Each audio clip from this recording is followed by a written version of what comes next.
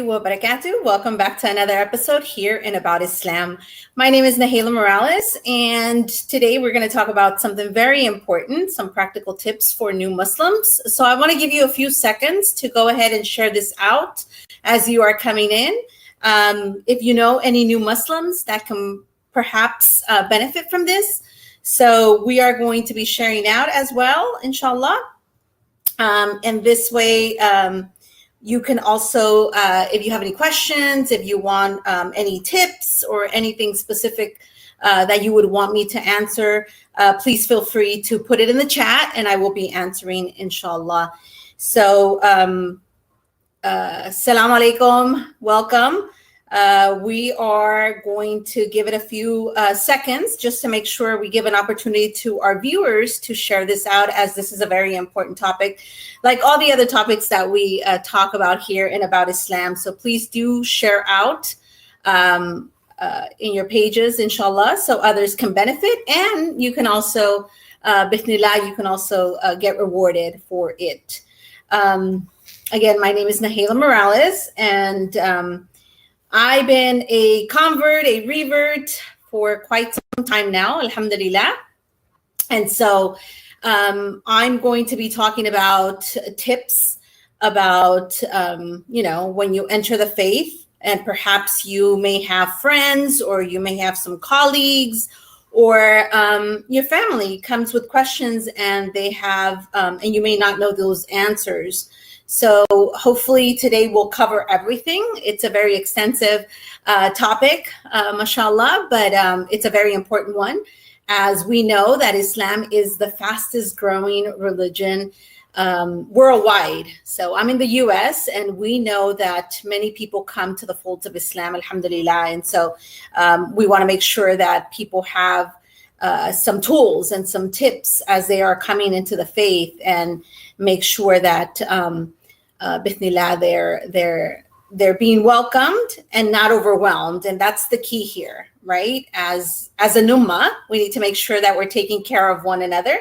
And one way to do that is by educating ourselves, first and foremost, and understanding our faith with conviction. So again, today we're going to be talking about practical tips for new Muslims. So if you have any new friends that are new to the faith, or perhaps you have friends that are curious about the faith, and this can be shared out to them in the future, bismillah. So first and foremost, I think it's quite important for us to understand that this journey that we have embarked or about to embark, if you're not Muslim yet, is that it's a lifetime journey between us and Allah, right? So that's very important to establish early on. And why is that? Because faith goes up and down. And so it's important to understand that it's not a 1 day or a 1 week or a month, or it's a lifetime journey. And so just like anything else, there's some days where we're in a good mood. There's days where we're having a rough day. You have always something to come back. And that is, the first tip is actually our prayer, right? And we've talked about this a lot here. So being able to establish that prayer, it's so important because it will help you with your emotions throughout the day. We pause 5 times a day to worship our Creator, but more than anything, to shut out all the noise that is happening in our lives. And sometimes it becomes very overwhelming, especially as new Muslims, right? We have tons to learn, and we get overwhelmed very easily. So it is extremely important for us to make sure that that relationship is always there. That way we're able to navigate those emotions that happen throughout the day, throughout the years, throughout the months, and what have you. Is it easy? No. So that's why the next tip is to make sure that we talked about mentorship last month. And so we need to make sure that we are going to the right individuals that are right for us, right? So that we're seeking for advice, but we're seeking it, right? So oftentimes we get all kinds of advice, And it becomes very overwhelming because people are giving us advice according to whatever they believe is what we need. And we know exactly what we need. So we need to make sure that we set boundaries, healthy boundaries, where we know exactly what we need as converts, as reverts, new Muslims. You know, if you're struggling with salah, you are going to look for that individual or that sister, that brother, if you're a brother, sister, that you know that they're on their deen, that they're praying, that they're inviting you to the masjid, that every time you're together, salah comes in, that they invite you to salah. So this is what you need, and this is the type of individuals you need in your life in order for that iman to continue to be balanced, right? And this is so important. So number 3 is balancing everything. And while so many things happen when we embrace Islam, there's so much noise, such as you got to change your name, or you got to get married, it's half your deen, or there's just so much thrown at us. And so we need to make sure to set those healthy boundaries in order to have a balanced life as we are coming into our new way of life, right? And so along with that, we need to set a pace that works for us, right? So we understand that Islam is vast. It's an ocean. And we're not going to learn everything overnight. And that's something that we also need to make sure that we establish that mentally. That way it doesn't take over our emotions when we are not learning Al-Fatiha fast enough, or where it's taking longer for us to learn the prayer in Arabic. So make sure that you set that pace, but also don't get too comfortable, because when we get comfortable, shaitan comes and whispers, and it's a bit dangerous, right? Because we get comfortable, we're like, Allah is merciful, Allah, we start making excuses. And so those excuses become a sense of laziness for us. Some of us become too comfortable, lazy. And so we start, falling into a dark place. So make sure that we are running at our pace, but not getting comfortable in the sense of becoming lazy. And so along this first part, also, I want to mention how important it is to be honest and sincere with yourself, right? So if you know that you are struggling with perhaps, and prayer is one of the hardest things to actually establish, because this is something that you're doing for yourself, right? You're doing at your own time. You're doing, obviously the prayer comes in and you have to be sincere. Is this more prioritized? Is this more important? Or can I stop 5 minutes and do my worship, right? So be very honest with yourself, be very sincere with yourself, and that will help you balance and carry the pace that you want as you are setting those boundaries. And I think that's so important, and I'll pause there for a minute, because we tend to fall in a way where life gets really busy. And so we understand that this is the one pillar, first is our shahada. We've taken our shahada, mashallah, and it's wonderful, and you feel on cloud 9. But the second pillar is, the prayer. And so it's very important for us to establish that early on and make that a habit early on. And we talk about this almost every month. And why do I talk about it? Because I see this, falling and being short, in especially the reverts that I work with, in the organization that I co-founded, Embrace, that sometimes people have not established their prayer, and so they feel an emptiness. And so one of the things that Islam does give us is that seal, that feeling of the fulfillment that nothing can give us except Allah subhanahu wa ta'ala, except that pause that we do 5 times a day. So that's why I mention it. And that's why it's so important to be honest with oneself and be very sincere, and be very sincere what you're doing things, right? So are you only praying when you are with people, right? Because you want people to see that you are practicing.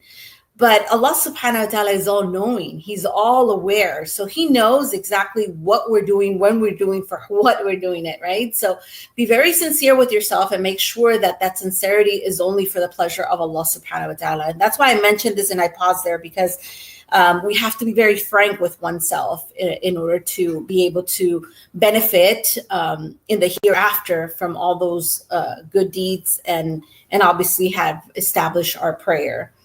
And so in the second phase, I want to talk a little bit about, when we come into this faith, we tend to compare ourselves a lot to, whoever, Maria, Aisha, Lori, whoever. We tend to, subhanAllah, we tend to compare our journey. And so we need to remember that we all come from different walks of life. And so we cannot compare our journey to anyone, because our journey is our journey. And so we need to make sure that we are not comparing ourselves, our wealth, our level of knowledge, right? If you just came into the faith, you can't expect to know everything that perhaps someone that's been Muslim for 20 years to know that, because you just came into the faith. And so as long as you're sincere with everything that you are learning and you are implementing it, then that's all that matters, because Allah subhanahu wa ta'ala knows exactly what we're capable of, right? And he will never give us anything that we can't handle. And so obviously the invitation of coming to Islam is already a beautiful gift from our Creator, right? That he has chosen you and I to come into this faith and be part of this faith. And so this way of life. And so it's important for us to never compare ourselves to somebody that is, more wealthier than you, because wealth comes in many ways, right? Some people are wealthy and that's all they have. They have money, but they might be very poor in their faith or in their religion or in their practice or in their implementation. So never compare yourself, and always count your blessings. That's so important for us to make sure that we practice that attitude of gratitude every single day. Just look around and say, Alhamdulillah, Alhamdulillah for absolutely everything. The fact that we are awake, that we wake up in the morning, and that we're giving that second chance is a blessing in itself, right? So never compare yourself to anyone. You never know what that individual is going through. And, I heard this long time ago, some people are so poor that all they have is money.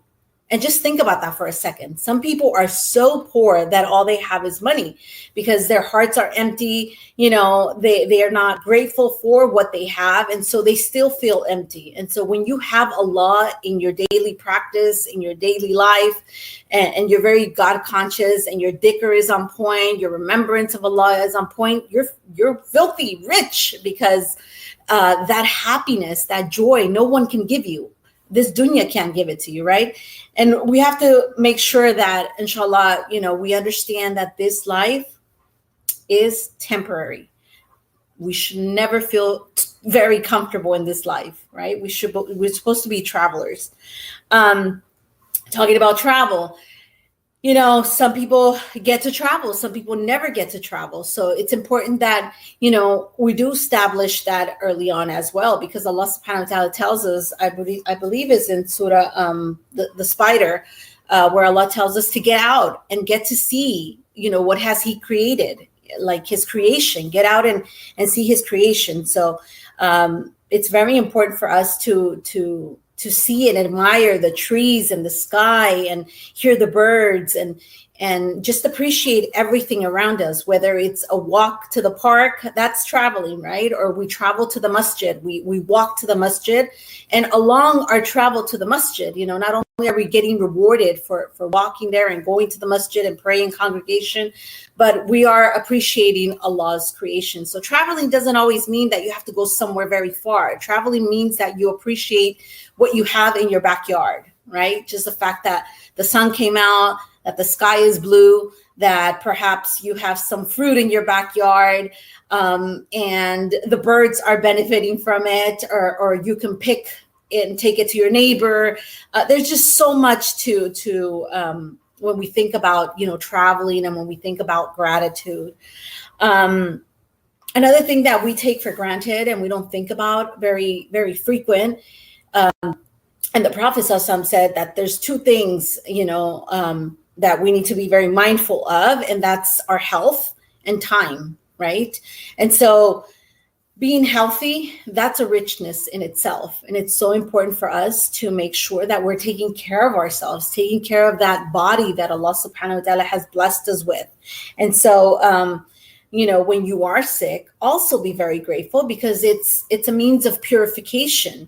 So whether you're healthy, you're sick, always alhamdulillah, but make sure that you don't take your health for granted. And so if you're healthy, and these advice is for myself first and foremost, get out there and exercise and eat healthy, drink a lot of water, hydrate yourself, because we only have one body, right? And so our bodies have rights over us. And this is something we don't think about very often. And so when we are healthy, we need to make sure that we're doing everything we can for the pleasure of Allah. If you're healthy and you're able to help others, make sure that you get out there. If you know of volunteer opportunities, make sure you go and not waste time and help those in need. And if you're sick, make sure that you are being grateful for that opportunity of purification. We as believers, we always say alhamdulillah in good and in bad, because there's always a lesson in everything. So the next point is, we don't think about this, but the youth and our youth goes. And so as we become older, we become a bit wiser. And so make sure that you enjoy and appreciate and are grateful for every stage of your life, and appreciate the youth for what the youth is, and respect the youth for the things they are doing, they're capable of doing. Help them out as new converts. We are involved all together. And so make sure that we are giving everybody's rights. And as we're learning about this faith, we need to learn that everybody has rights, the young, the old, and so never feel like you're out of place. I know that some of my best friends are much older than I, because there's a lot of hikmah there. There's a lot of wisdom. And so these individuals Allah send my way as a new Muslim, because they have things to teach me. So make sure that you sit with both the youth and the older generations, because we have a lot to learn from, especially since we come into the faith at different ages, right? Some of us accept Islam in college or in our teens, while others, we embrace Islam at a much later time, whether it's in our 20s, 30s, 40s, 50s. I mean, I've seen people come into the folds of Islam at 75, so Allah guides who he wills whenever he wants. And so it's important for us to make sure that we have a good community, and we don't shunt away from that advice from the young and the old as new converts. The other thing I think it's very important, but don't overwhelm yourself, is make sure that we are educating ourselves. So if you come into the folds of Islam and you are in college, don't leave college, because you still need college, right? But make sure that you insert that knowledge that will get you to understand your new faith and allow you to have that conviction that you need to be able to convey the message of Islam. So it's important for us to maintain our college, if you're in college, because I know a lot of MSAs are giving dawah, and a lot of people are coming into the folds of Islam through school. So don't ever think that you are going to leave school and that you have to just learn Islam. It's both, right? So you are going to, if you're not married, you're going to need a job in order to support your family. So it goes hand in hand. But education is important. And so we're going to talk a little bit more about that later.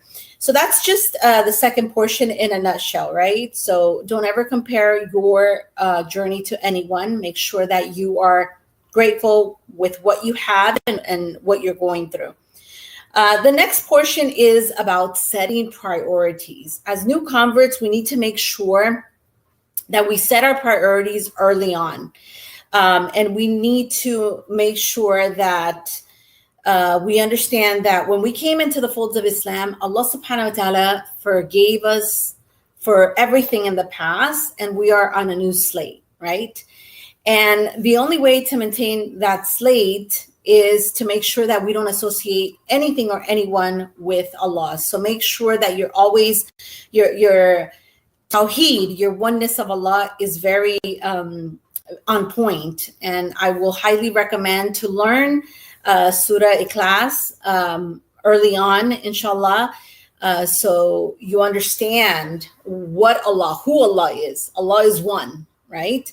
And so making sure that we understand early on that Allah does not forgive shirk, right? Associating partners with Him. And so we may come from different walks of life where luck was always the way to go, whether it was a lucky charm, whether it was whatever it is that you thought was helping you. And as believers, we know that the only source that helps us is Allah subhanahu wa ta'ala. So we need to make sure that we prioritize and we leave all of that aside. And that's one of the things that I see very hard for individuals to let go of those habits. But it's important because, again, that's the one thing Allah subhanahu wa ta'ala is not going to forgive. We talked a little bit about prayer, and so we need to make sure that we continue to prioritize. And I've said this in the past, even if you don't know the prayer quite yet, make sure that you set 5-10 minutes, 5 times a day where you just, have this meditation as you're learning your prayer, but make sure you make it a habit. So that way it just, once you learn your prayer, it's just part of your life, because prayer should be on the top of our list, right, of this priority. And so also prioritize what type of company you have around you, what type of friends you are making. And we talked about not shunting away from young and old, but make sure that they're people that are going to enrich your journey, right? And what do I mean about that? Like I said earlier, if you know of a sister like that is, mashallah, always inviting to good and forbidding the evil, then these are the type of individuals that you want to make sure that you connect with and learn from, right? But if you know that someone's always very negative and is always, still cursing, is still doing their own ways, then obviously you want to kind of make sure that you prioritize what's more important, because the Prophet, peace be upon him, he tells us that we become who our friends are, right? So it's so important for us to make sure that we are surrounded by those who will invite us to good, remind us of Allah subhanahu wa ta'ala, inshallah. And then obviously knowledge, we're never going to finish or learning everything of our deen. So it's important for us to have that connection with, first and foremost, the Quran. Don't wait until Ramadan. Don't wait until, that once a year you go and grab your Quran. Make sure that you establish that connection with your Creator through His book. Even if it's one ayah that you read a day, one verse, even if that's it, after Fajr or whatever prayer, Isha, wherever you are, your downtime comes, it's important for us to establish that connection. And so the knowledge will come as you get to know your Creator, learn His 99 names. So important to know who our Creator is through His 99 names. And so the Prophet ﷺ tells us that whoever memorizes the 99 names of Allah will enter Jannah. So this is actually something good that we should be looking forward to or trying to. And again, these reminders are for myself first and foremost. Another thing that is very important along this journey is obviously to be consistent. And I can't stress that enough, to be consistent in every which way possible. Unfortunately, we tend to fall short almost immediately, right? Because that hype goes away once, you're alone, or perhaps you live in a rural area, or perhaps you don't have the friends that you wish you had. But ultimately, all we need is Allah subhanahu wa ta'ala And we need to make sure that that connection is established, and make dua. Dua is the weapon of the believer, and ask Allah subhanahu wa ta'ala to send you those individuals that will help you grow in your deen. So that's important. So we want to be consistent in our practice. We want to practice Islam as much as we can. The Prophet ﷺ tells us, he who loves my sunnah loves me, and he who loves me will be with me in paradise, right? So we want to make sure that we are consistent. We are consistent with our practices. We are consistent with our daily responsibilities and priorities. Now, moving along, inshallah, and again, there's a lot to cover here because obviously in a period of 15 years for me, I've learned different tips and tricks and what have you, not only my own experience, but working with converts and what has worked for them. So the other tip I really want to stress today about is respecting our parents, right? And making sure that we don't break those ties. And so we have to be soft and we have to be gentle, and we have to remember that just like this is new for us, it's new for them. So we should never try to shove this deen or this religion or our new way of life into our family.